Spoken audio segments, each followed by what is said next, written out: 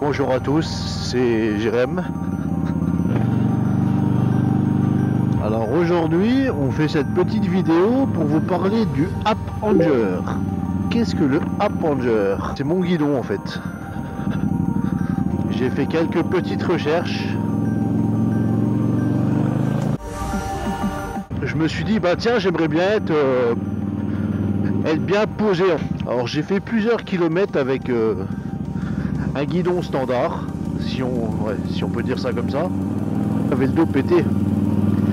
Donc sur notre bécane, quand on a un guidon large et des commandes avancées, on est ce qu'on appelle en C. Et on peut pas faire des kilomètres énormes quoi. Alors beaucoup de personnes doivent se dire ouais mais on peut pas rouler avec ça, c'est impossible et tout. Et bah figurez-vous qu'on est beaucoup mieux quand même. Tant que la hauteur du guidon ne dépasse pas la hauteur d'épaule, ou elle peut dépasser légèrement, ça va, il n'y a pas de problème. Mais dès qu'on dépasse plus haut que les épaules, on risque d'avoir des fourmis, on risque d'avoir un peu mal au bras. Je suis vraiment posé en fait.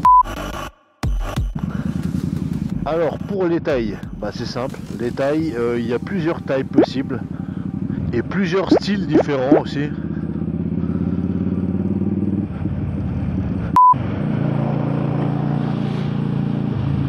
Après il y a une alternative au App-Anger, c'est le T-bar, T-bar.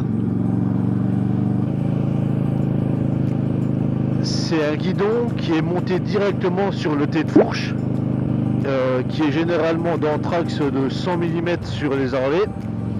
Et après on peut mettre les hauteurs qu'on veut et les largeurs qu'on veut. Le T-bar est beaucoup utilisé aux États-Unis. Donc ça c'est une alternative assez moderne au App-Anger. Le App-Anger a été créé dans les fin des années 50 je crois, si mes recherches sont bonnes. Les personnes anti-motards tendaient des fils en travers la route au niveau de la gorge pour justement pour empêcher que ces gangs de motards reviennent. Le App-Anger a été créé pour que cette corde ou cette ficelle métallique n'atteigne pas la gorge directement. Elle est freinée par le guidon. Vu que le guidon est un peu plus haut, bah forcément le point de gravité de la moto est plus haut lui aussi. Enfin, le poids de la moto ressenti sur la conduite est beaucoup plus léger.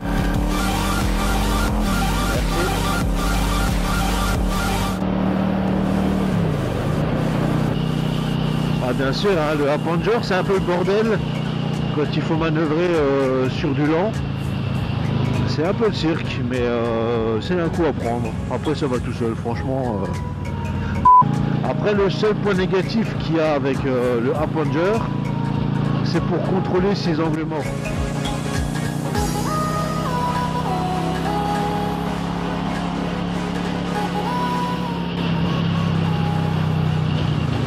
Par exemple, dans un rond-point, pour regarder à gauche, il faudra généralement baisser le bras gauche ou regarder en dessous du bras.